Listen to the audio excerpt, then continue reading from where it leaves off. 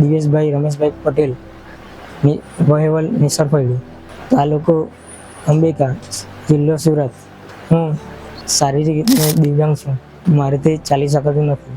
હું નાનપણથી જ બાજ બનાવતા શીખ્યો છું. મારી મમ્મી અને ભાઈ જંગલમાંથી વહેલી સવારે પાન તોડીને આવે છે. મને તે બાજ બનાવું છું. નાનપણથી જ આવડે છે. આ કાર્ય કરીને હું ઘરમાં બધાને મદદરૂપ થાઉં છું. હું કોઈ પર બોજ બનવા માંગતો નથી. હું આ કામ કરીને આત્મનિર્ભર બનવા માંગુ છું અને ઘરના આર્થિક રૂપે મદદરૂપ કરવા માંગુ છું. મારું નામ ગીતાબેન રમેશભાઈ પટેલ. મારું ગામ વેવલ નિસરફળી, તાલુકો અંબિકા, જિલ્લો સુરત. હું દિવ્યેશની માતા છું. દિવ્યેશ નાનપણથી જ લકવાગ્રસ્ત છે અને પથારીમાં જ છે. મારા છોકરાની મને ખૂબ જ ચિંતા થઈ છે અને પપ્પા પણ નથી.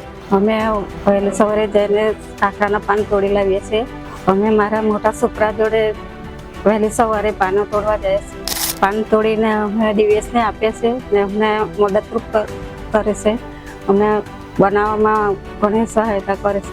અમારે સારું પડે છે. વહેલી બાજુ જલ્દી બની જાય ને વધારે બને છે. દિવ્યેશ નાનપણથી જ અમે બીજા બનાવે તે જોઈ આવેલા ને અમે બનાવીએ તે જોઈને નાનપણથી જ બાજ બનાવતા છે.